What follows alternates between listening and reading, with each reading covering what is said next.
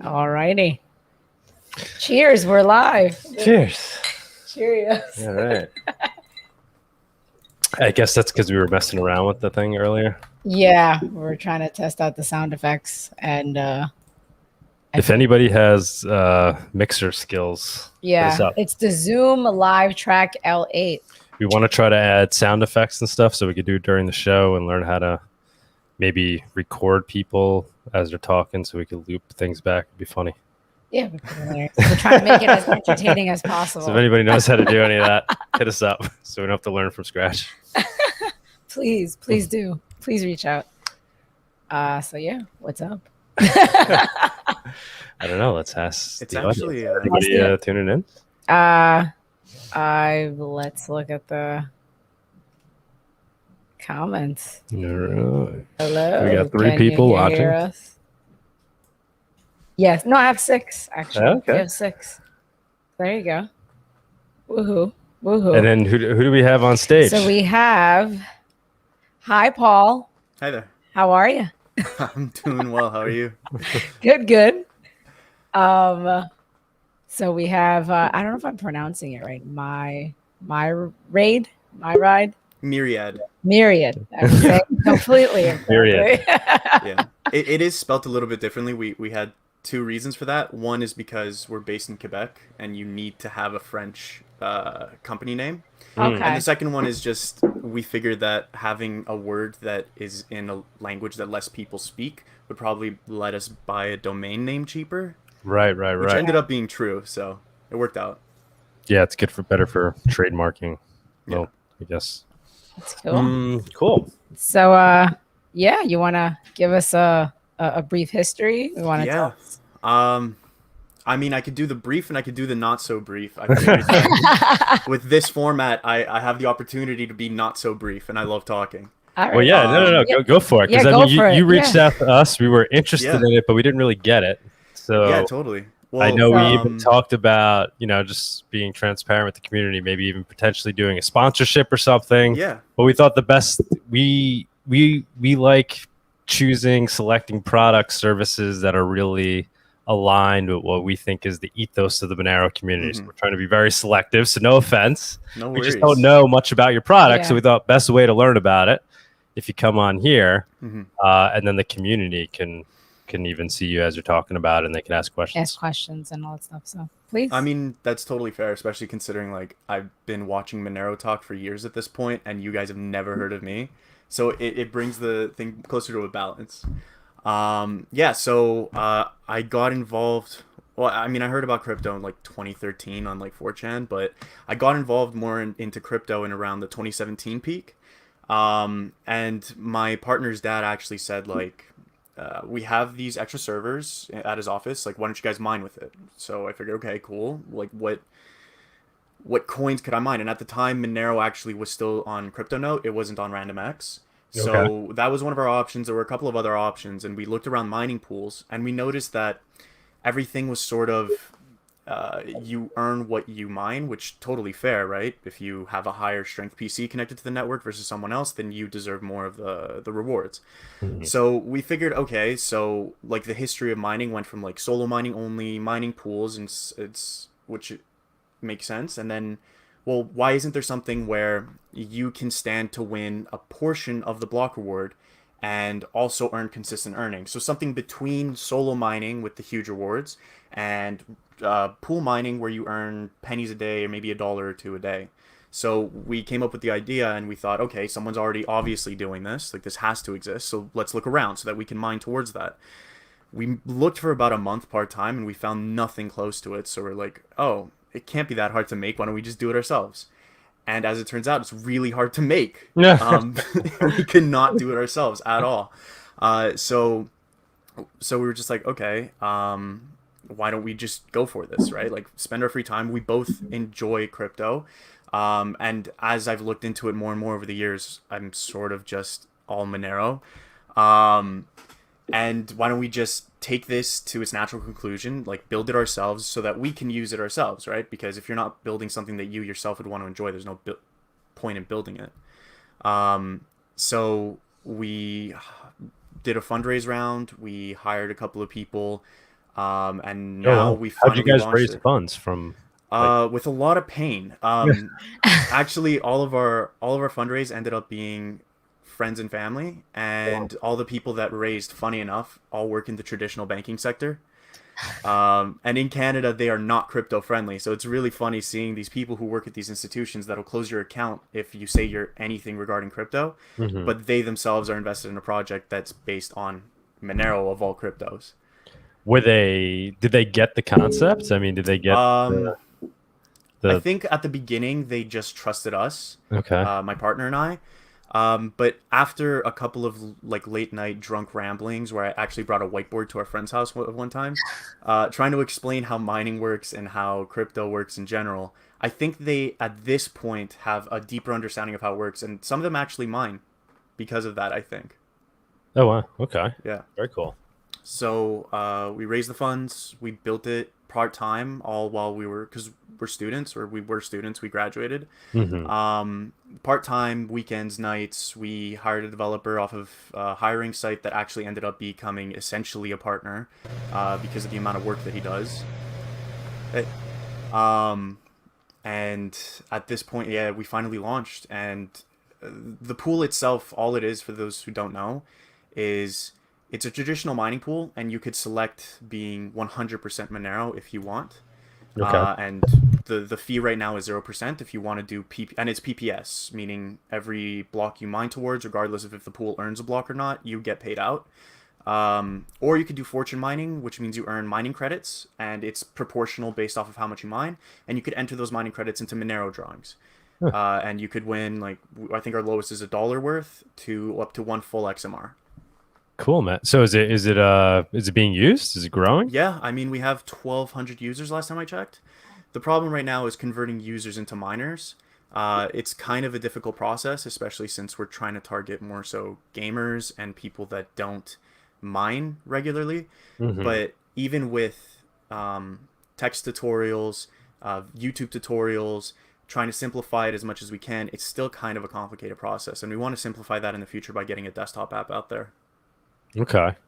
Yeah. We think So yeah. Who would you say is like the target user? Monero people in the future with the desktop app, it's definitely gamers.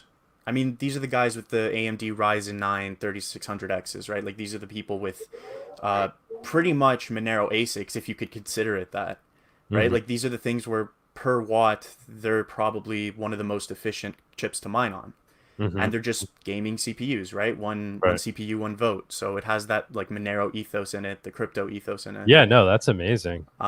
So if we could get those guys on board and mining, then we have a pretty good chance of further securing the network. And the idea being, why are they more likely to use your pool versus the other one? Just because you're saying it has that lottery incentive as well? So there's that. There's easier onboarding, and we actually last month secured a partnership with gift card provider, so we could have Steam gift cards as well as Monero.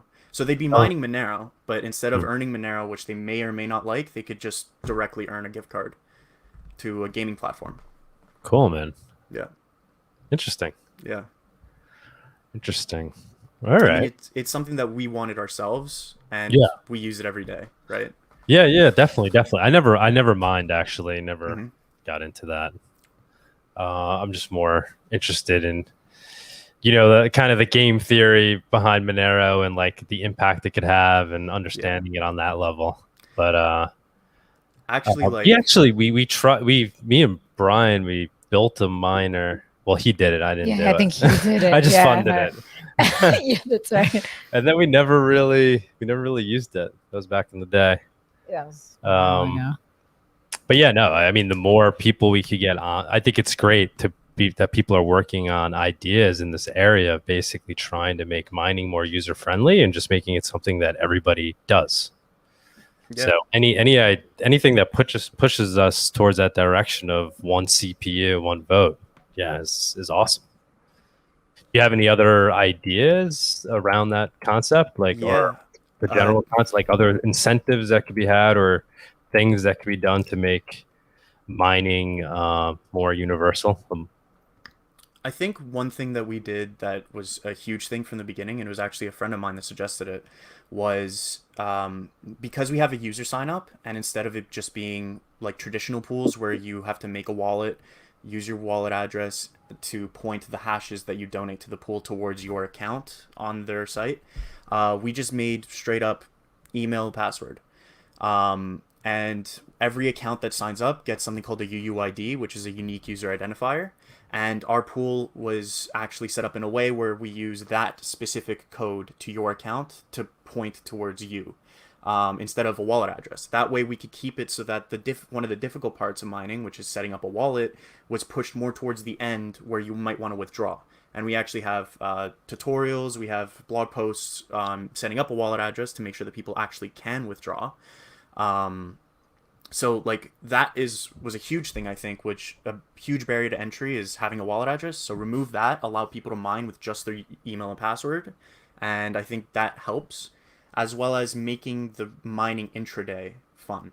So we're thinking of something in the future, which might be interesting, is set up sort of like levels, like experience points, and then the more experience points you get, the higher level you get. The higher level, like level 50 to 51, you get some mining credits because of that thing, and it helps you like stay with it. So like the more shares you give to the pool, which is the way that you group your hashes together, the more XP you get, and the more XP you get, the higher level you get. And it's sort of like you can track your progress as you go on the desktop app. Like, let's say I've been mining for 10 hours versus 20 hours. You'll see that progress. Right.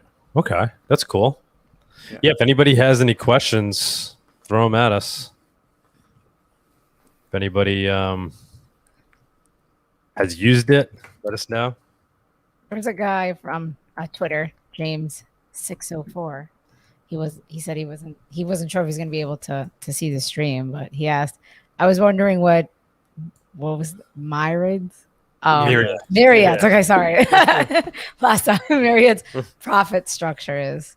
Yeah. So money, keeping percentage of mined XMR for themselves, etc. So that was the question. Very good question. So we actually have it on our FAQ. It goes really in detail. Oh, and by the way, I wanted to mention this. Our code is all open source. We sort of rewrote a lot of the pool from the ground up. We based it on JT Grassie's Monero mining pool. Oh, cool. It's all on our GitHub. If you want to see our GitHub, you just go down to the footer of our website, and we have a little GitHub link. But in the FAQ, so the way that we have it set up is right now we have a 0% profit off of direct Monero mining, and you could select your Monero mining on a slider on your homepage between mining credits, either 100% or Monero 100% or something in between. It's at intervals of 10. So for Monero mining, straight up 0%, because the idea is that in the future, we want to have gamers. Gamers might not necessarily mine Monero, so that's a little thing for the Monero community that we sort of want to keep either at 0% or like 0.9%, something really low. For the mining credits specifically, we have publicly on our API a 5% fee, but that's kind of difficult to quantify because the way that we make money is actually when a drawing fills up and the value of the mining credits in that drawing is about equivalent to the drawing, the Monero that we're giving away. Then we have a 24-hour countdown where people could still buy tickets, and during that time, that's us making profit. So we wanted to estimate it at about 5%, but it could be wildly different depending on the user behavior. But like, we have no control over that. Interesting. Is anybody? One of the things we never pursued, but we almost did, was selling basically gift cards so people can redeem Manera. And then there was the concern here in New York that, it'd be difficult to do with money, might be considered a money transmitter, things like that. So one of the ideas was selling cards instead that give you essentially mining credits. Yeah, I know but at the end of the day, it's basically you're just getting, a percentage of a payout, or you're buying maybe some amount of mining You know, if you get what I'm saying. I mean, I think basically, so. you're And like getting you could just buy it's a hashes. workaround. I mean, it's pretty. Yeah. I don't know. There was actually Cool. something similar to that. It was it's actually really embarrassing because my partner's father-in-law was the founder of it. I forget what it's called. It was really popular a couple years ago. Essentially, what you would do is you could go to a gas station, you could buy these cards, and you could use them to fund accounts for Mhm. crypto. I just forget what they're called. Yeah, no, there's ones that do it for you. Mean you're saying you're just redeeming crypto, right? Yeah, but they had like a go around on the back end. So like for the Okay. user's perspective, it was just as if you bought crypto. Right, But right, on the back end, there was like a go around that would allow them to pass by some regulation. right, And right, right. at the time that they were really popular, um, they were used in Australia, they were used in the U.S., Canada. Hmm. But yeah, like those, it seems like a very viable business model, especially if you're trying to get past some nosy regulators. And if you want to say anything about regulators, is that they're sort of like 10 steps behind. So by the time they get to whatever it is you're doing, like enough people have used it to make it worthwhile. Hmm. Hmm. Yeah, exactly. We might look into it again. Not that, but just the traditional just gift cards for Monero. It Mm. might not be as difficult as we thought. The gray area. Yeah, but we got a lot of other things going. So, Yeah, a lot of things. But but I know Vic is interested in it too. He was always talking about that. You know, because I mean, the dream would be if it's like integrated into Cake. oh, that'd be amazing. You know, you go to your local bodega, you buy a Monero gift card, you know, and you redeem it on the spot with your Cake wallet. That'd be awesome. Basically, a way to get Monero for cash, which is, you know, the goal, It's a the dream. dream. That's Yeah. the dream. That's the dream. So who else we got on? Well, do you want to do like a screen share of your website just so you can? Oh yeah, sure. Do that. Um, So you can so show. yeah. I would do it, but I mean, it makes sense for you to do it. Just go through it. Okay. Stream one. Allow. Can you? Oh yeah, I can Yeah. add you to the stream. Is it working? Yep. I just gotta add it. Okay, there you go. Perfect. There you go. All right. So Just want to talk about it a little. this is just like the user dashboard. So when you sign into your account, this is what you'll see. Over here, you can change your allocation. So right now, I'm personally mining 80% mining credits, 20% direct to Monero. You could change it to whatever you want within here, and it'll take effect the next block. Here, this is the pool hash rate. The only thing is that this updates every single block. So even if a block takes like 10 seconds, it'll only count that 10 seconds worth of mining. So right now we have 36,000 hashes, which is nothing, but that's probably because the most recent block was really short. Your average hash rate over the past 24 hours, historical metrics, your mining credits, your Monero balance. So every account comes with a miner number, and this comes into play when you go to the game room. So this is where you would purchase tickets for each of these specific sweepstakes. It's fairly simple enough. You just go in here. Let's say I want to buy 3 tickets. Confirm your purchase. It subtracts from your mining credit balance. And it goes into here, and you could see all of what you've bought down here. So you can see the number of tickets, which drawing you've put them into. So this one's a Ruby. Put 31 tickets. The prize amount is this, and the winner it doesn't show because it hasn't finished yet. But you could go into the expired ones, and we want to organize this better, but you'll see all of the past winners by their miner number, right? Unfortunately, like we're kind of doing a fine line type of thing, where we want to show that the Monero is actually being won by users and we're not just taking it all for ourselves, but we don't want to like dox people's usernames because people might sign up for an account with the username that they use everywhere without knowing that people might see your username. So we decided to go with a miner number. So what I was talking about, when something fills up completely, it'll show that it's been fully filled, and then the countdown starts. So this one has 3 hours until it finishes, and then once it finishes, a winner will be selected, and then their account will be credited automatically with the Monero that they won. We have a start mining page, which YouTube tutorials, download the miner. The config comes pre-done, so you don't have to do anything with the configuration file. You just download it, drag it in, and you're good to go. It's already pointing directly to your Myriade account, and upon first run, it actually optimizes itself as best it can to your PC specifically. So we have Windows, we have Linux, and these are different versions of XMRig. We actually have them downloading directly from XMRig's GitHub because I don't see the purpose in us taking off that 1%. Because I don't know if you know this, but XMRig actually has a 1% donation to themselves. And they do fantastic work for the entire Monero community, so we just kept that 1% in there. Once you've done that, let's say you've mined directly Monero, or you've mined enough game room tickets that you've won a drawing, you can come here to withdraw, input your Monero address. If you don't know, then just go to this blog post. It explains it as best as we can. So we have the GUI wallet, My Monero, Cake wallet, of course, and Moneruho. Moneruho? Monerujo, yeah, same thing. Yeah. Took us a while. Not as bad as Myriade, though. Yeah, I know Myriade. That's why I butchered it in the beginning. I got it. Hopefully, I don't know. So yeah, we tried to make it as simple as possible. Oh, and also 24/7 support, except it's not really 24/7 because we like to sleep sometimes.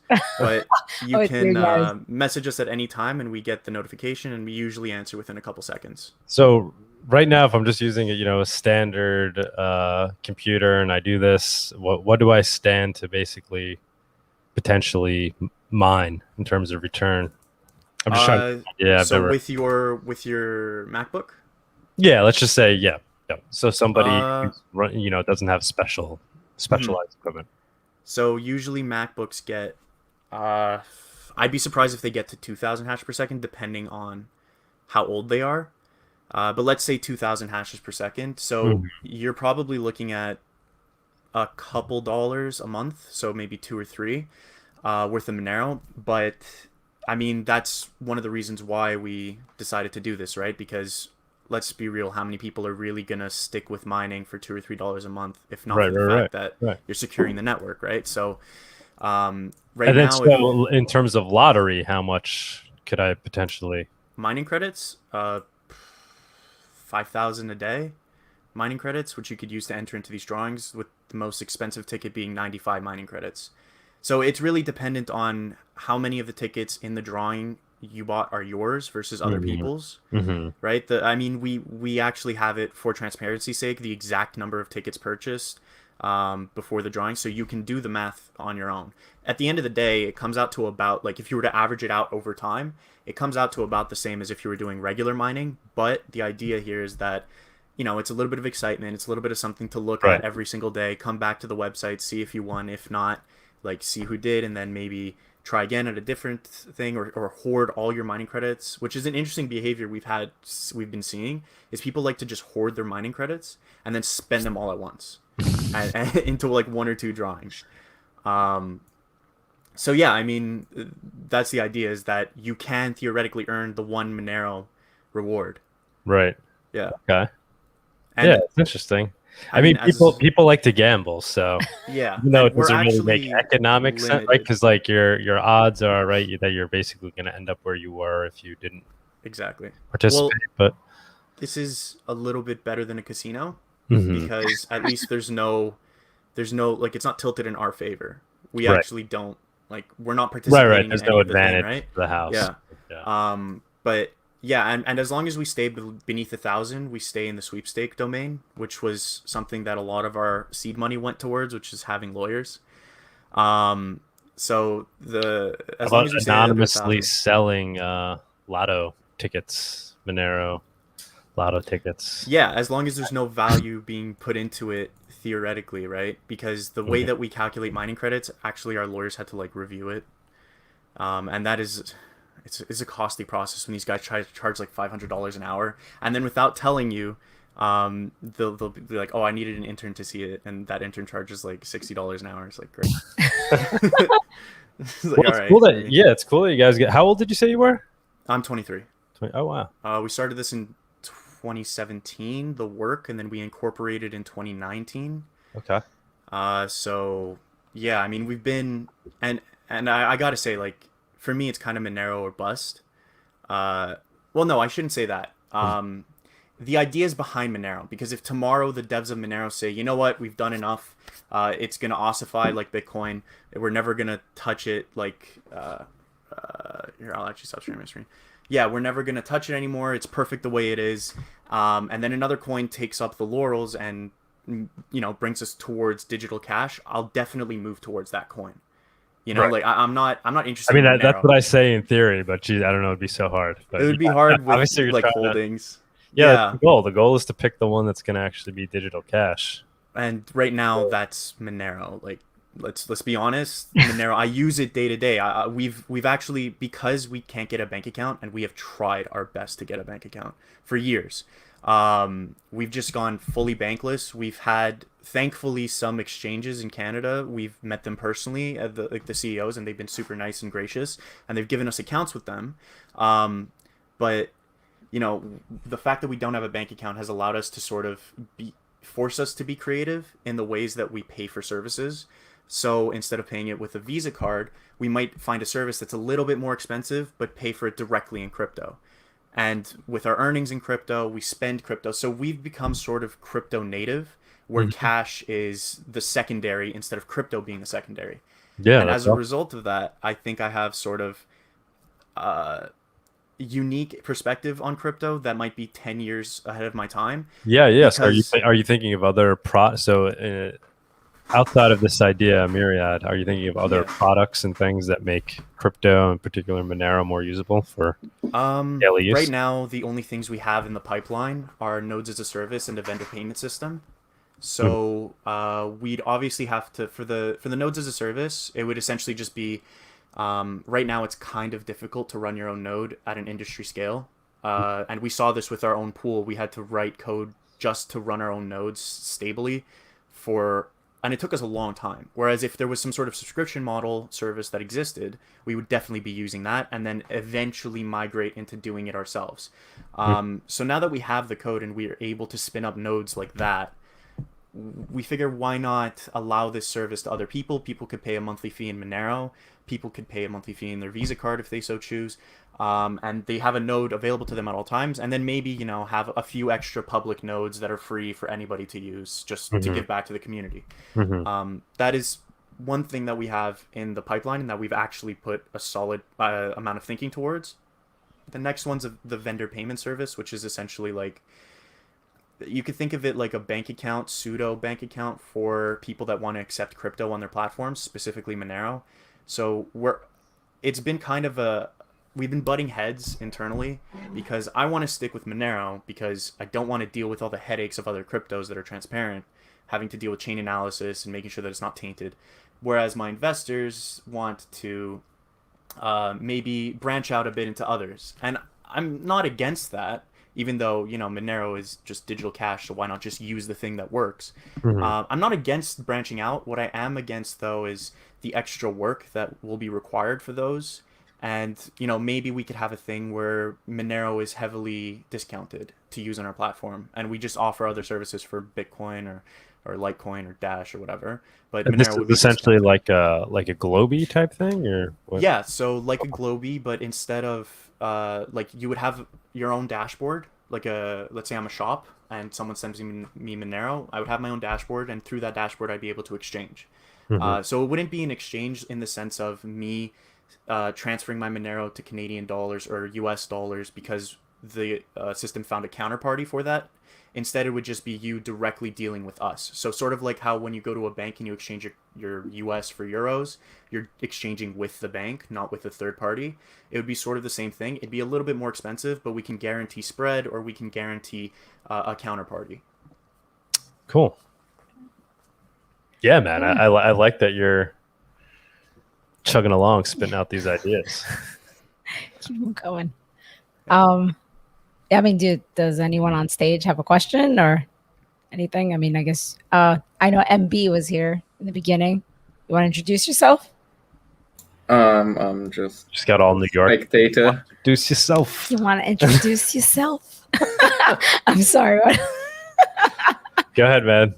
Yeah, I'm basically just a spectator. Listened to the last episode, and everyone was like researchers doing work for Monero, and I'm sitting here. I make memes. Oh, yeah, you're cool. good at them. I could tell. I could say. I from can your- see that your from your icon. yeah. Elon. Oh no, I didn't do that. That's just you. That's your actual photo. Hello. You look great. That's hilarious. So what's going on, man? What's on your mind with yeah, regards what's your to Monero Monero? story? I guess usually is what we ask people. Yeah, there you go. MB, what is your I got into crypto a little bit in 2018. I bought some ADA at the peak, and then I had fun looking at it being at 3 cents for 3 years. And now recently I've got back into crypto after the whole GameStop debacle with the trading being halted, and I wanted to get out of that rigged system. Yes, so. And Monero is your preference? Yes, it's I like it the most. It's the only cryptocurrency besides the ADA from 2018 I hold. Okay. Where are you from? I'm from mind, Germany. It's nearly 3 a.m. Oh, whoa. Whoa. Thank you for tuning in. Jeez. Late night. Wow. How's the Monero scene in Germany? We always see like photos of Monero stickers all around.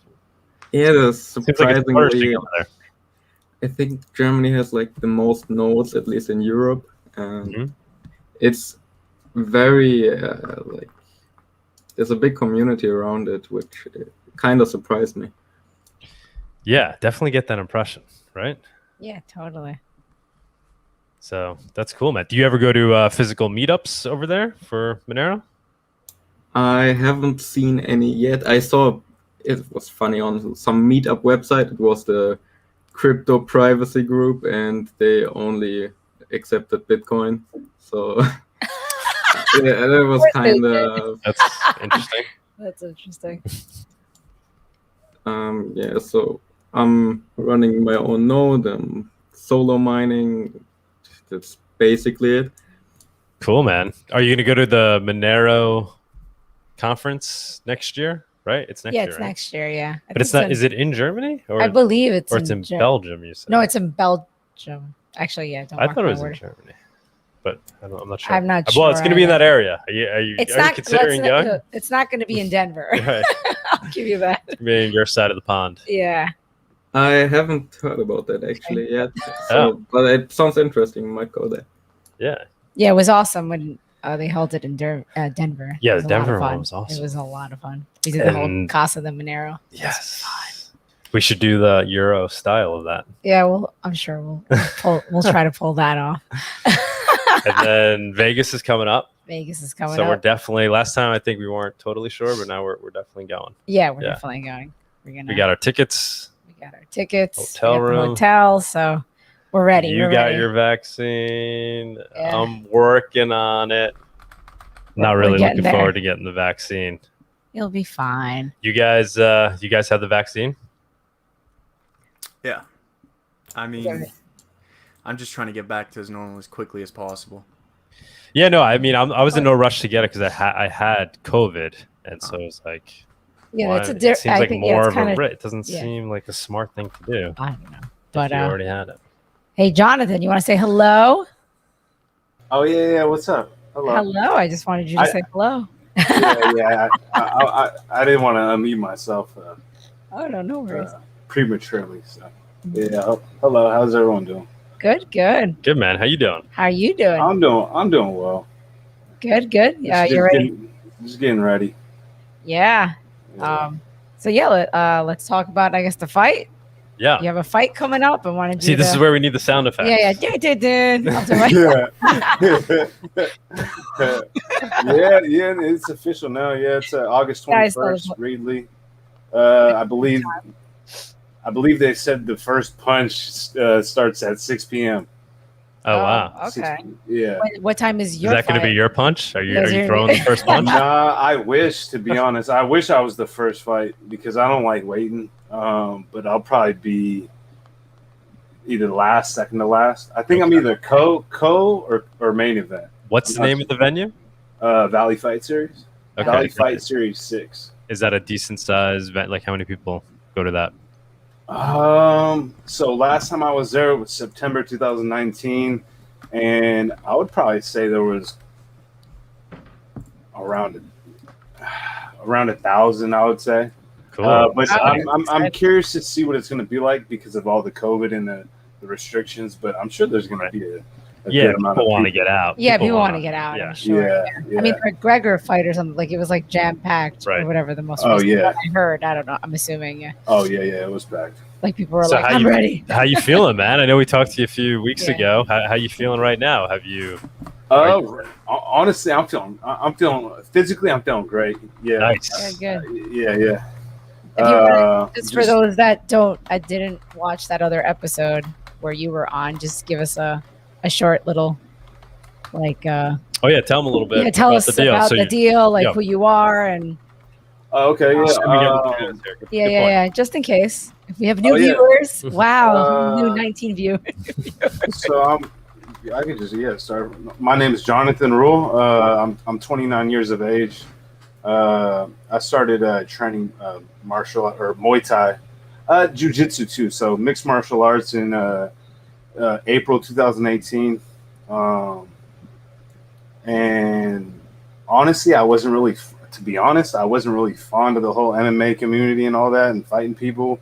It just kind of came to me when I was playing pickup basketball, and I went to a training session on a Saturday, and I just kept going back, and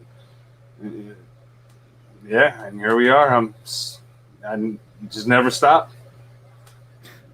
And Cake sponsored you, right? And yeah, Cake Wallet sponsored me. Again, they sponsor our show Yeah. too. Thank It's you, in Cake there. Wallet. We love you. We heart you. Uh-huh. Yeah, I love it. Awesome, man. So is it nerve wracking when you have to wait for your fight? So you said like it's first punches at 6 and then you don't know when you're going up. That must be pretty nervous. Not nerve wracking for me. It's I get tired. I get tired of waiting. Right. I get tired of just waiting backstage. You just want to go.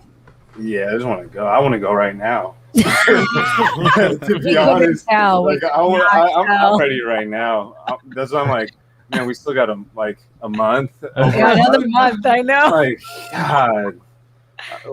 I'm And this just is trying not to- what number you- fight is this? It's gonna be my 5th fight. Your 5th. Okay, Yeah. yeah. Okay, wow. Okay, yeah. So you're ready. You're like, let's just get this over. Yeah. Yeah. No, it's fun though. It's fun. It's fun being in there. I have a blast. Have you been doing any serious sparring now that you're getting closer, or how does that go? I'm actually about to go spar right after this. Nice. Yeah. What is After the sparring fight's for those done, that don't know? I'm not sorry. What was that? Go ahead. Well, it's after your fight's done. Do you stick around and watch the others, or you just leave? Go to work? Yeah. Normally, I'll stick around, and I love watching them. Yeah. But like I said, I'll probably be like one of the last or the last. So, I mean, I'll probably still watch the fights. Like, I'll peek my head out the Crack door. a beer. Yeah, I love. Ready for the fight. like Tuivasa in the last card, he did the little boot. I don't know if you guys saw that. You He when he won his fight, he hopped on the cage and then he had a boot with a beer, and then he drank the beer out the boot. Wait, who was Nice. it? Oh, 6 times too. Walking back. Yeah. What was his name? Tai Tuivasa. Is that how you say it? Something like that. Yeah, he's an animal. But It's crazy. yeah. I'm very excited. I don't really watch it, not just because when I do see it, I'm into it, but then I just never manage to follow it. But we're definitely watching yours, 100%. Oh yeah, totally. Yeah. Yeah, I already told. I have it in my We'll calendar. get the popcorn going. Yeah. No, that's Put what I on was the like. screen. Oh, it's like he announced Yeah. it. I was like, we have to like.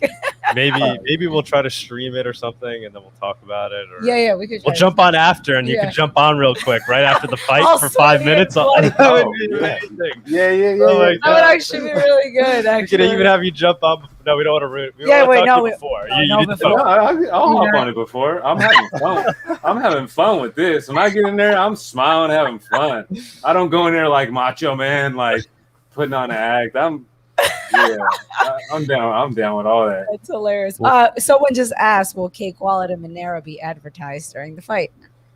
Sorry, what was that? Someone People want to know if yeah. if Cake Wallet's going to be advertised during the fight. During so I the guess, fight. Yeah, you're going to be wearing. Yeah, you're gonna be. Yeah, I'm gonna walk out with this shirt. I'm probably gonna put some patches on my shorts, my fight shorts as well, and then and probably get a hat as well. Yeah, we'll see here. You need some like. I think I'm gonna get a banner too to put behind me right before the fight starts. Monero banner. Oh, that's cool. Yeah, or Monero and then Cake Wallet and whatever else. Cool, yeah. I wonder if That you should could be get very like, exciting. on your upper back tattoo just like Cake Wallet or getmonero.org. You're right. Giant Pushing letters. it. Just get my QR code tatted on my I back. know. That's actually not the worst. You might make some Monero that way. That's All hilarious. right. Yeah, I should do that. Uh-oh. Especially if you get like a good photo of you like knocking somebody out. That's hilarious. Man, that's it. Yeah. Hey, I might do it. Uh-oh. Please, You only live once. please do tell us and jump on Monerotopia We'll as you're send doing some it. tips. We'll send some tips if you do that for sure. All right. That's hilarious. We'll put No them pressure on though. I don't want to be gratuitous. responsible for your Oh, I got poor a tattoo choices. gang of dumb tattoos. I got females' names on me. I'll admit it. Yeah. At least with Manera, I got- nobody could go look you up though, right? Like you can't do that with the Bitcoin address, right? And everybody's gonna go check out your. Yeah, right. Yeah. Oh, you got this one. Yeah, I mean, unless you want to flaunt it, maybe people would want to flaunt it. That's hilarious. That's But hilarious. I mean, yeah, I'm open to it. I mean, like I said, yeah, I got some dumb tattoos. So Yeah. a QR code for Monero can't get much dumber than stuff I got right now. Yeah, I was thinking of taking on a tattoo hobby at this stage of my life. That's probably just Good day. just out of Just boredom more than you're not boredom, but just be fun, right? You only live once. yeah, so fun. Yeah, exactly. Tat it up. Yeah. Well, because we were watching the soccer games. Those Oh no, guys because are the like soccer games, all they're like, tattooed yeah, up. exactly, like the Euro Cup and stuff. We were watching. I was like, whoa, they're like full of tattoos, and that's where he. But it gets old fat, Yeah, Especially then when you get like though. older, Yeah. like Then you it's just know. it's hard Not to- saying people don't get Yeah. fit as they get older, but then it's just like a bunch of ink all over. they don't the place. age well. Yeah, then the QR code won't scan. Yes, exactly. And then what if your wallet gets stolen? Like, come on. Then you're just Yeah, bad idea. lots of cons. Anybody else want to jump on? Nobody's anybody in the audience. Come on up. Yeah, come on up. Yeah, people were asking about I put your Twitter in the chat. Oh, yeah. Mention it. And your Eventbrite. 'Cause someone asked. He said, "Who is? How do I bet on this fight?" I mean, Yeah, but, somebody's got to set that up, right? Yeah, Or- honestly, Monero I don't betting know, site. but What's that'd be amazing. I mean, he's like all excited. yeah. That'd be amazing. Yeah, that'd be cool. I could honestly, I know people that would do it too. All right, I well, we'll know let people that bet on it. his name Yeah. is P. If someone could set that up, that'd be awesome. Hey, I had a question real quick for you, Paul. Yeah. You were mentioning something earlier how you could go in with cash and redeem for crypto. Was that called Liberty X? No, but that might be another service that offered the same thing. Okay, I'll that's actually what I was. Google it right now. I did see some preloaded wallets before. This was like a physical coin with a QR code on it and the private key for it, I think. Yeah, that might be interesting too. Like, okay, fine, I'm not selling you Monero, but I am selling you a wallet that may or may not have this exact amount of Monero in it. Like, here are the keys. Right. Oh, Because I know Liberty X, you can go and pay cash at like CVS or Rite Aid or something like that, and they give you a receipt with the PIN, and you enter the PIN on Liberty X, and they give you Bitcoin. Yeah, if you're essentially just buying USBs with private keys on them that may or may not have an amount, or they have different amounts of Monero on it. At the end of the day, you just zero have to to trust some- the service. Right? I mean, it's kind of like buying Pokemons or something. They have different value, right? That's interesting. interesting. Well, that's actually the thing is like I don't know how it is in the U.S. I haven't done much research into it, but for us in Canada, crypto's a commodity. So crypto is essentially equivalent to like a pair of shoes or a T-shirt. So like you're given a lot of freedoms, and there's also a lot of limitations because of that association. Um, and one thing that I'll try and find the service later. If you want, I could actually like DM you on Twitter if I find it. But one thing I wanted to talk about is like people, a lot of the FUD around Monero, right, is that it's going to get delisted and that their regulators are going to come for it. But the Bank of Canada and the U.S. as well, like they very clearly said that this is something that one follows and is within our regulatory framework already because our entire system is built off cash, which is the most anonymous thing. And two, in Canada at least, the actual Bank of Canada has done reviews on Monero specifically, or sorry, not specifically, but Monero, like Zcash and other privacy coins that aren't actually that private. So they're aware of it, and it's gonna. The only thing that, one thing that I haven't seen anybody talk about, and that probably would be the only reason any of these coins become delisted, is you will no longer have the government be the lender of last resort. And that I think is the biggest thing. Not we don't want our citizens having private digital cash. Not I don't want people being able to buy something without my say-so. I think it's just they're worried about other big corporations being able to lend to failing companies within the country We're so getting that some the weird country feedback. themselves... No, I Wait, just hold on. muted You're him. making good points. Hold No, I just muted him. I don't know. Oh, okay. I just Yeah, muted him. but back up a little bit. That was a good point you're making. Go ahead. So yeah, like the biggest thing I've seen in all of these, they're called Governor General the reviews, I think. And the biggest point was lender of last resort. And I've seen it with like companies like an aerospace company in Montreal called Bombardier. The government comes in once all of their other avenues of earning credit within the country have run out. And let's say they have a due date. I need this much money by this day. The government comes in and says, oh, you guys don't have enough time, enough business days for your wire transfer from your Japanese investors to come through. I guess we can loan you the money on a very short notice. And in return, you have to give me $1 million for every plane you sell in perpetuity, which is a ridiculous thing that no aerospace company would ever accept. But in this situation, like hypothetically, they would accept because it's either that or going bankrupt within a couple days. So now the government is a lender of last resort. But with crypto, I don't need to wait for wire transfer. I don't need to wait for a business day. I don't need to have some guy from Japan come over with a check, fly over on a plane because there's no other way to do it when it's like a weekend or a long weekend or something to save my company from dilution, right? So now crypto has the ability to transfer wealth borderless, across borders rather, like nothing. And what better to do that than Monero, where $1 billion transfer is less than 2 cents. Yeah, no, it's so disruptive in many ways. I mean, there's also the tax, right? Like, so they're concerned about being able to tax it as well. Yeah, and I mean, how were you guys taxing things before the 80s where everybody was banking digitally, right? Right. Yeah, like I'm sure that they won't give that power up easy where they're able to just go into people's bank account records and just see the numbers. Like they won't give that up easy. I'm sure that No, they've definitely gotten not. I mean, they're complacent trying to move. They're trying to move in the make it worse, right? yeah, So, CBDCs, right? exactly. Like complete They want it to government. be perfectly trackable at all Yeah. times. I Which is mean, why they, some of them, see Bitcoin and they're like, okay, what do we have to be worried about? This. yeah, it's this kind just doing our job for us, but Right. instead of just us, everybody's seeing it. And in that sense, like, yeah, we've kind of, at least with Bitcoin's case, we've kind of lost the point of this whole thing. Mhm. It seems, and I was late too. Like I started fully paying attention to the crypto space in 2017.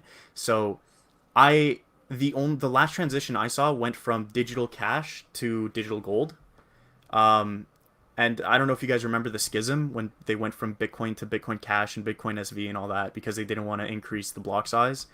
So like at this point, like Bitcoin sort of lost what it was supposed to be, and people at the top, especially miners, don't want to give up whatever power they do have, earning transaction fees. So like, I mean, unless something changes drastically, and I hope it does, I really do hope that Bitcoin changes, but we're sort of at a point where now, okay, well, that experiment is over. It's done. Instead of trying to like slap rocket boosters to a Model T, why don't we just take this perfectly good spaceship over there? You know, Yeah. I don't get it. Did you guys see? I tweeted out today what's that guy Robert Kiyosaki? Yeah, Kawasaki. Yeah. The rich dad. I only just with the recently traceable. got into this guy, but apparently he has a huge following, or only recently discovered. I remember that I knew the book, The Rich Dad Poor. I never read it, but I didn't know he was like a sensation. Yeah, he's got like 2 million YouTube subscribers. A lot of people really. I mean, he's an interesting guy. He's like a gold bug, but obviously he's getting into crypto now. But he was interviewing Mark Moss. Yeah, who we had on this show. Yeah, we had on like a month ago. And they were talking about Mark Moss was basically pitching Bitcoin and how it's Bitcoin, it's not crypto. And Robert was into it, and then he like asked him, he's like, well, is it basically, that's the point, he's like, well, is it anonymous, like is it traceable? And Rich, what's his name? Mark Moss. Mark Moss. sorry Mark Moss kind of, well, he evaded. I wouldn't say evade. He answered the question, but he basically said, it's pseudonymous and it can be private if you aren't KYC'd on the on-ramp and you use it properly. But the fact that this guy went straight to that point, like that's what he's most interested in. So a lot of people are slowly arriving at that point, or slowly realizing, that Bitcoin doesn't have that property. So it's interesting to watch it take place. So because this guy, he, for all we know, he doesn't really know about Monero at all. We're trying to get him on the show. Yeah, but the Rich Dad Poor Dad, or the the Rich Dad Poor Dad. Yeah, we already had Mark Moss. Yeah, we had him on like a month ago, maybe. Well, yeah, we're trying to get. But I'd be really curious. I have to assume he knows Monero at this point, but I'd be really curious to hear what his take is on it, given how interested he was in that particular property of crypto. I mean, Daniel Kim said it best, right? Monero is what Bitcoin noobs think they bought when they bought Bitcoin. Like, I don't think anybody who's barely heard of crypto goes into it thinking that you can trace the crypto. That's not even a thought on anybody's mind. I think everybody's surprised when they learn that. Like I was very surprised. I actually got screwed with a tainted Bitcoin situation. One of our server providers that we sent Bitcoin to, that we got off of Dex, so like I guess it's our fault. Said, oh, we can't continue hosting you as a client because they tried sending it to their exchange and they got blocked, and then they blocked us from using their service. So then we had to like scramble to find new server hosts that accept crypto that aren't disgustingly expensive. But yeah, like I don't want to play Russian roulette with my money. Every time I receive crypto from someone, I don't want to have to be like, okay, is this tainted? Do I check? Do I pay the fee every time? Like, why? It doesn't have to be like that. Yeah. It's just it's taking so long for that information to seep out to the marketplace.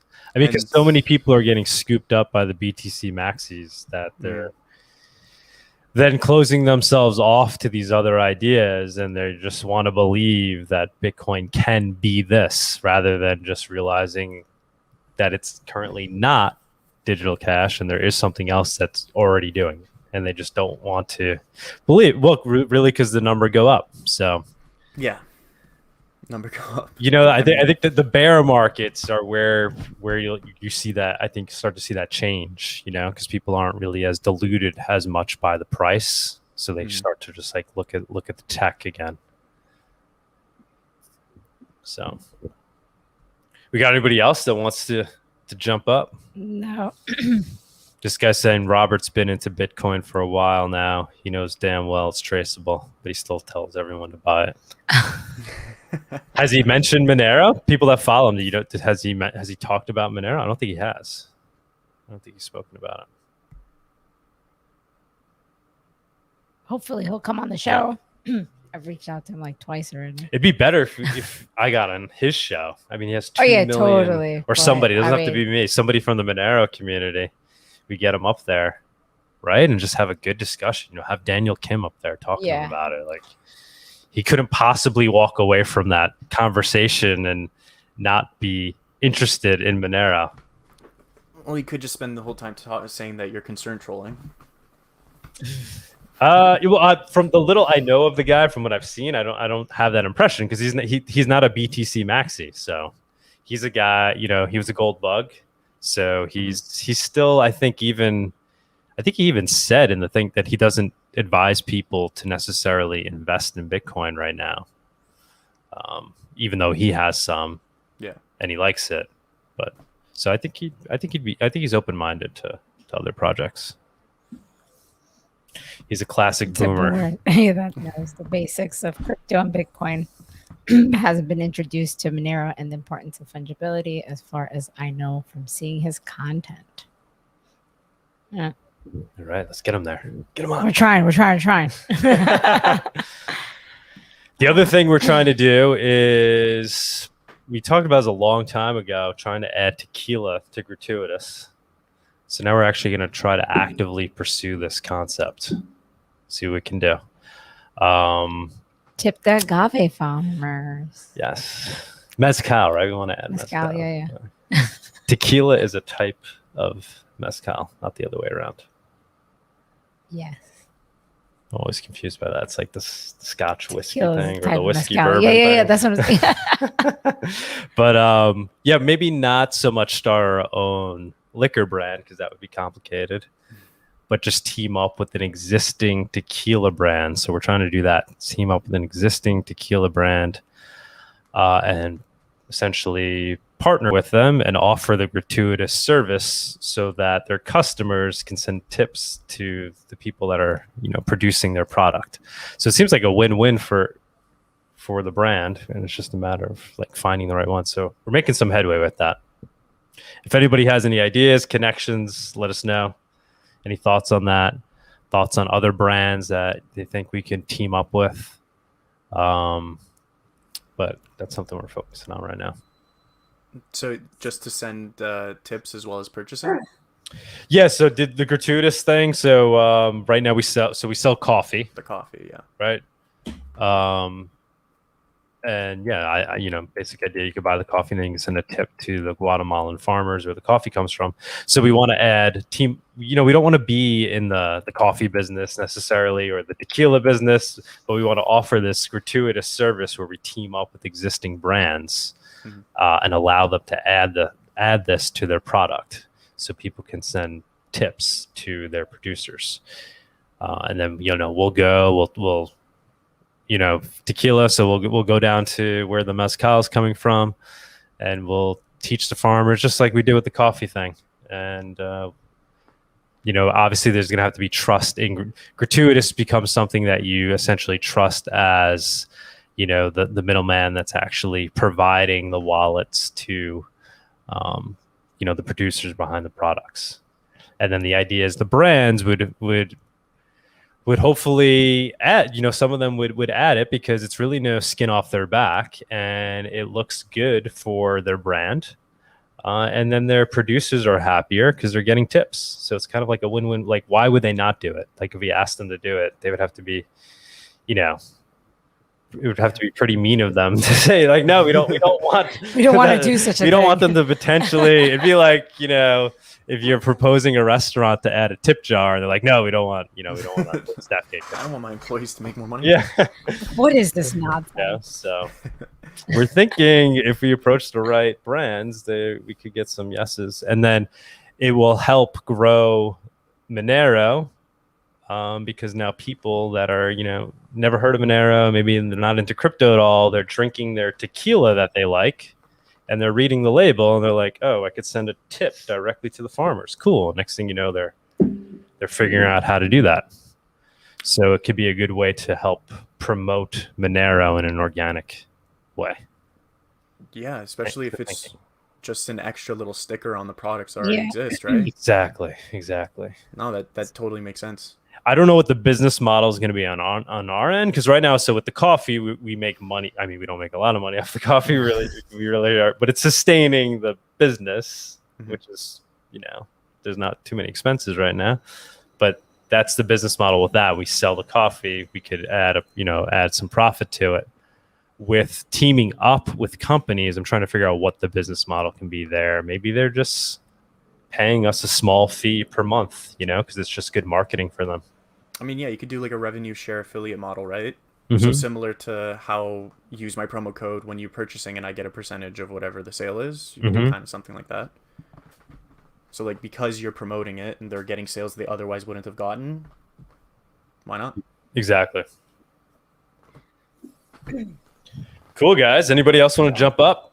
Someone has a question here. What does Gratuitous do with customer addresses after shipment? Is personally identifiable information deleted after shipment? That's a good question. I mean, we haven't really thought about that, but we'll start deleting them. Yeah, obviously, if that's a concern. I mean, I don't know how we. He's saying, people that are ordering their coffee, they don't want us to be keeping a database of everybody that's ordering. So yeah, we could attest to that and do that. Of course, we have no desire. We don't want to be in the data collecting business. I swear. I like the way that XMR.to handled that when they were up and running. I actually bothered to read their privacy policy, and they said, listen, we don't want any of your user data, but we have to have it for some things. We try to scrub it every so often. I think it's a really good way of going about it, because it's just, I mean, I see that firsthand, right? I don't want to deal with any of your user data. It's nothing but a liability because I'm not selling it. So, like, I just scrub it every so often. We'll look into a policy for that. I'm sure other people are doing it for other things. Maybe even like Diego's doing it for his, because people, he has an online store. Yeah. So we'll come up with a policy or follow one that already exists. Yeah. But obviously, we don't do anything with your data.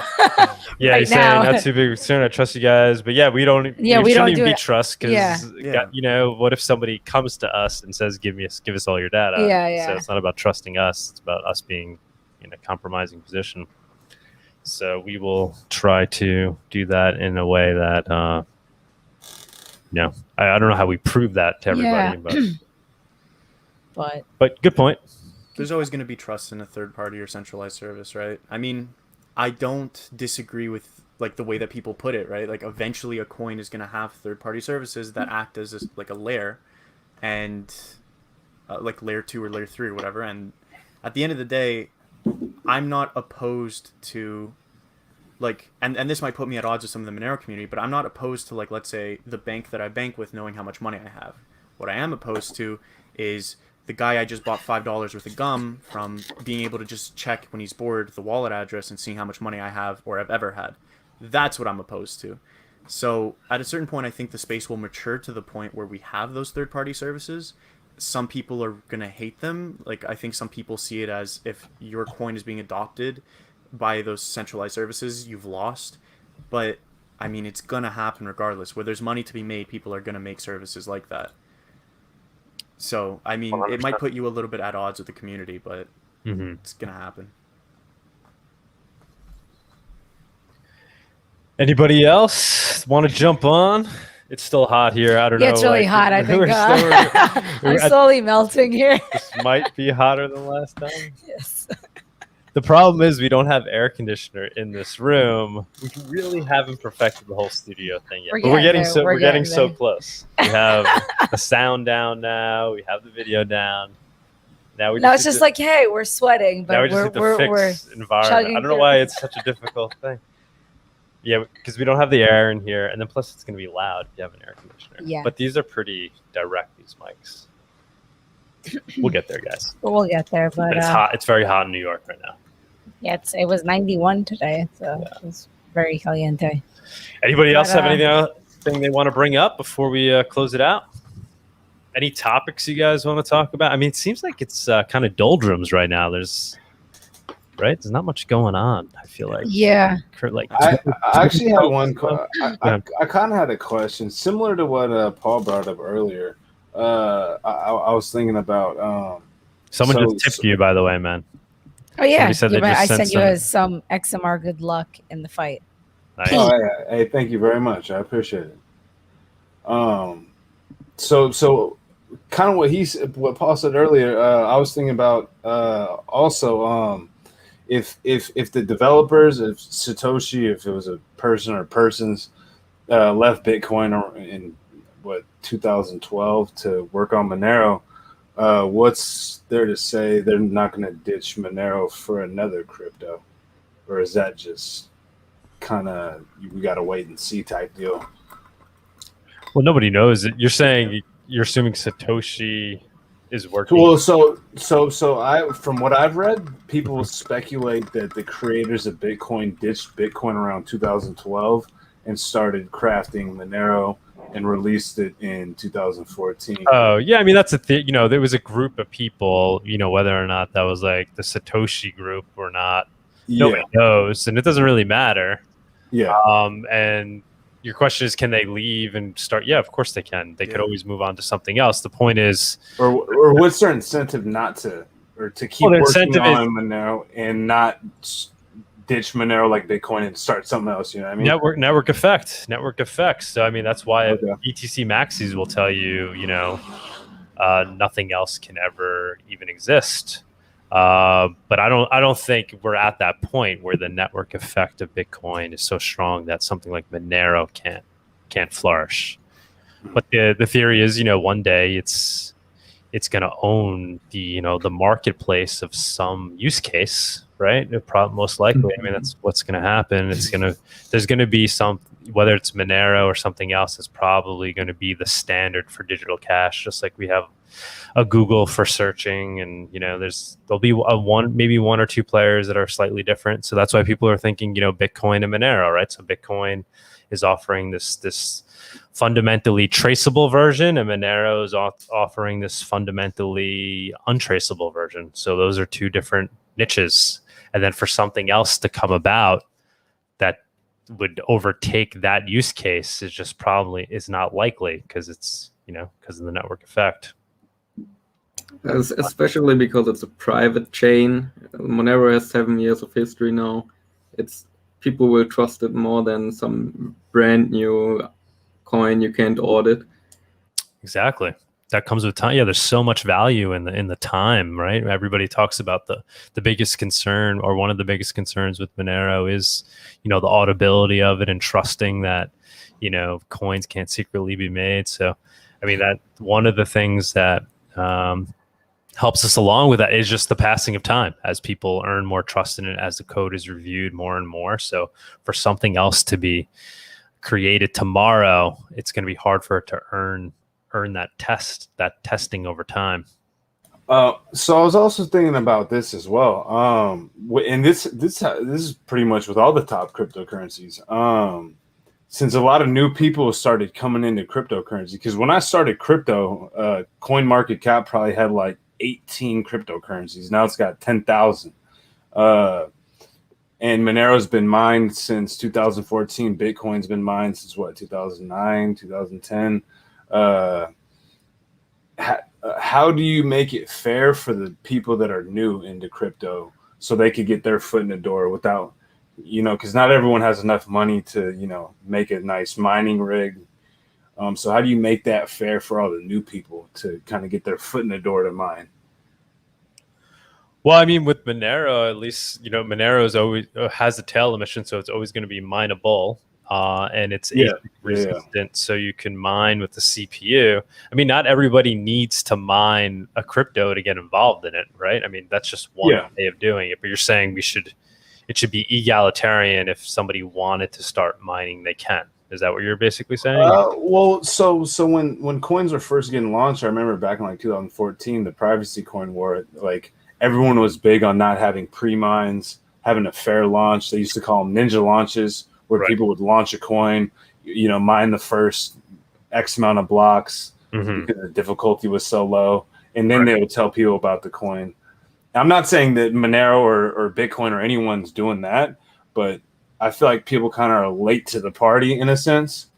Yeah, they are, but it's. I guess that's their fault. Early adopters are being rewarded for their, the fact that they discovered this idea and believed in it, and it took a huge risk at an earlier time. It's like any other technology. I mean, anybody that's ported over to it the first was able to benefit from it. Yeah, the most important point is that it was fairly launched in the very beginning, and from then on, everybody could jump on whenever they wanted to. I mean, yeah, very good point. And another thing too is, tail emission, like we said, so it's always mineable, and theoretically, anybody with access to a CPU can compete and mine in some way, right? They're not completely cut out of the market because they're not, it's not that they're going up against something that has such a greater advantage in terms of efficiency. So they have permissionless access in that way. And then I think the other thing too is, the tail emission basically, it takes away some of the windfall from the early adopters because it's essentially new coins are created. So with Bitcoin, if only 21 million coins, you can sit and hodl your 10,000 coins, and you'll always have that same percentage of ownership of the amount of coins. Whereas with Monero, there's that tail emission, so your holders are essentially taxed, right? They're contributing, so they don't have as much of a windfall in Monero as they do in Bitcoin. In Bitcoin, the early adopters have like a super windfall. It's like not only were they able to obtain coins cheaper at the time, but also over time, they're not even contributing to the network really by just holding. Yeah, and what I was told for any tool of measurement or currency to work, it has to be transacted. If everyone just holds any crypto, it's useless. Mm-hmm. So, I like that. That actually makes sense what you said. So, yeah, it makes it slightly more egalitarian in that way as well. Yeah, no, I like that. And like you said, it's holding, right? Things need to eventually be transacted. So, the theory is in Bitcoin, eventually people are going to want to, they're going to want to spend their money, but Monero, turn that dial a little bit too, where there's a little bit more of an incentive to spend as opposed to just hold all the time. Yeah.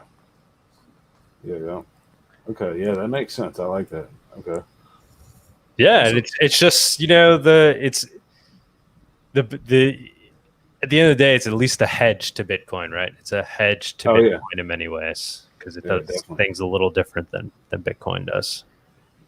The further along you get into, right, you're getting in at a higher price, but also a lot of the bugs have been, not the bugs, but a lot of like the regulatory things are sort of smoother. A lot of the worry about, is this going to go to zero tomorrow, is going to be an inflationary bug? Is it like, are miners going to get, right, the China thing? Like, the further along you go, the smoother your ride is, I think. So you don't get as much of a reward, but you're not looking at your blockfolio every 5 seconds trying to see, is it going down? Is it going down? Yeah, somebody says Monero's going to 60,000 a coin, so getting in now seems pretty early. I mean, honestly though, like we are early. $12 a coin right now. I mean, it's early. Yeah. If you want to throw in your life savings right now, it's risky, right? Yeah. But you may reap the rewards as opposed to, waiting till it's $10,000. So, yeah. Like you said, the risk is going down over time. I think buying Monero right now is like buying Bitcoin in 2013, 2014. It's like same price right before Mt. Gox, and Mt. Gox crashed, and then it went back down to like 180, 200, and then boom, look where it's at now. So it's actually a slide in my pitch deck when I'm pitching to investors. Like, imagine you had a time machine. You could go back to like 2013 when Bitcoin was this price. Like, what would you do? I know what I'm doing. Like, and this is the opportunity. Yeah, and people thought Bitcoin was done so after Mt. Gox, and look where it's at now. That's when I got. That's pretty much the time when I got, when I was in, and then Mt. Gox happened. When Mt. Gox happened, I was like, yes. It's like, I have a chance. I have a chance to buy some of these things. Right. Because I was sold on the idea at that point. I got it. I was like, oh, that's just it has nothing to do with Bitcoin. So that's Monero right now. The advantage is that people are like, oh, it's going to get regulated out of existence. These, but that's not. The protocol is fine. The protocol is unstoppable. So it's the same exact thing as Bitcoin. So looking at Bitcoin after Mt. Gox, if you understood that the protocol was unstoppable, then you saw Mt. Gox as a positive because it gives you an advantage to now invest in it while everybody's, running away from it. Same with Monero right now. So the arguments against it there's really no good argument against it. I mean, if you believe it's unstoppable, given the way it's been built, the fact that, they're going to regulate it or make that's not going to stop it. So it may take a little longer, it may make it a little more difficult for liquidity to move into it, but that just gives, those that believe in it more time to acquire it. And if it's hard to get, then you have to be somebody that really believes in it and wants it to get it. Mm-hmm. I like Justin's point of view on this. Ehrenhofer, I think is how you say it. Mm-hmm. Where he's like, the government or people within the government must at this point know that cryptos, you can't shut them down unless you get over 51% of the mining network. You can't shut them down. So why wouldn't they want to have as much regulated power in those KYC on ramps and off ramps? Why wouldn't they want people and not force them, but encourage on ramps and off ramps to support Monero so that they at least have some data points? Yeah, I totally agree with that, especially given that atomic swaps have been invented. Yeah. There's decentralized exchanges. So people are going to have access to it. So you might as well create one of the on-ramps that you can toll, that you can try to gain some information on. I'm not sure if this has been talked about in previous episodes, but if you have seen due to the Chinese mining ban, all the ASIC coins basically lost about half their hash rate, and Monero was the only one that actually increased in hash rate. So still increasing. No, it was such a testament to RandomX, right? You just see the Monero hash rate just keeps. I think Monero might pop very soon. Then I think it might be sooner than later, to be honest. Yeah, I mean, well, the whole market's down though, right? So it's not gonna for it to pop on its own. I don't think is gonna. But who knows? That would be really interesting, though. Yeah. I mean, a huge milestone. Like I said, I think I said this previously. The only way you can operate on darknet markets is with Monero, so that's propping it up. So yeah, there's so much pressure there for it, and then you have the ransomware people that are like looking into it. So a lot of people are trying to get their hands on it. Mm-hmm. One thing, I think you guys have spoken about this in a previous show, or I might have seen it somewhere else, but okay, China took down half of their miners, and they have ASICs that are just sitting around. What happens when those get plugged in again? What if the Bitcoin network elsewhere drops as well, and now China has 70% of the network because all those ASICs that were collecting dust are now being plugged in en masse all at once? Isn't that a bad thing for decentralization? Like, that's the worst thing that can happen, is you have one entity controlling a huge percentage of the hash power. Mm-hmm. And they could double spend too, right? Like, you get the 51% we can't have of that. ASICs. Yeah, like they could do so much with the network after 51%. Yeah, you could double spend ASICs. Yeah. Well, yeah, it just proved that governments can shut down Bitcoin mining, right? And it's pretty easy to see if the entire only country was able to turn off Bitcoin mining. Then that means countries can turn off Bitcoin mining. Not that I obviously the game theory is there where it probably won't make sense for countries to coordinate and do that on a mass level, but it does show that they're able to manipulate it. They're able to have an effect on it. Whereas with Monero mining, it's going to be much more difficult for them to coerce it and affect it. Like with my theoretical user base, like how are you going to get them? Already people are from all over the world. They're all connecting. I don't know anything about them other than like basic level of information we need so that they can mine to us. And when we have the gamers on, how are you going to get the gamers to turn off their mining? There's nothing you can realistically do. Are you going to block through the internet itself? Like, you sense what something is a packet of shares and something that isn't? Like, the amount of computer power they would need to be able to even sense if something is mining or not mining, they'd essentially be mining themselves. Like, they'd be running steam out of their computer farms. It's just impossible the way that I see it. It's not impossible, but it's really unlikely that it could ever happen the way that we just saw it happen with China. Definitely. I don't mean to interrupt, but I gotta head out here. All right, man. Good luck on the fight. Are you going to Vegas? I think we asked you this last time. I'm still working on it. I'm still Okay. working on Okay. it. Yeah. Yeah. It's what, August 7th? Yeah, it's like 4th to 7th. 4th, August 4th. Yeah. Okay. The 7th. Okay. Yeah. Well, if you go, it'd be awesome to see you there. It'd be Yeah, awesome we'll to meet meet you. you. Yeah. I'm gonna keep in touch with y'all and Vic too, and I'm gonna try to make it out there. Awesome, Okay, man. awesome. Yeah. Oh, Thank you good for having me on again. I appreciate But it. of Yeah, course, thank you for anytime, coming man, on. anytime. Honestly, Yeah, I glad love you were talking able with y'all. to make time to come on. We It was appreciate nice meeting y'all too, Paul and MB. Yeah, take care. Good luck with your Take care. fight. Hey, Ciao. thank you. I appreciate it. All right, All right, well, guys. Yeah, I guess, we'll wrap it up. We'll wrap it up. We're gonna It's- grab it's- some air conditioning. Yes, I am melting. Maybe But, some. What was that show that we're watching now? That's not Netflix. though. Mosquito Coast. Mosquito Coast. We watched one episode. Seems good. Yeah. All righty, guys. I All guess right. Let's call it a night. Belts and, for Manera. Yep. belts for Monero. All right, guys. Have a good night. Paul, thank you so Night. much for coming on. We appreciate your time. I loved it. And I loved guess finally tell being able to people talk where they about it. can reach Oh, you. yeah. You I might mean, as we well- have the description, but We'll put it in the How show about you notes say as it? well, but go ahead. it's already there. But please. So Tell yeah, people the website is myriade.io, myriad.io. You could reach our Twitter at Myriade Inc. INC. And our Reddit or subreddit is r/Myriad Mining. So it's with an E at the end, Myriad. So yeah, I mean, thanks for having me on. I love talking about Monero, as you could see by the fact I could not shut up.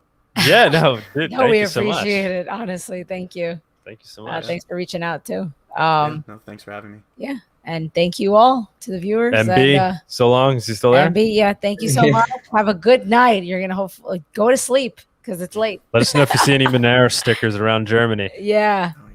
please do. And to everyone, thanks so much for tuning in. Make sure to hit the like button, subscribe to our channel if you haven't, and thank you so much. We'll see you next time. All right. Ciao. Bye, guys.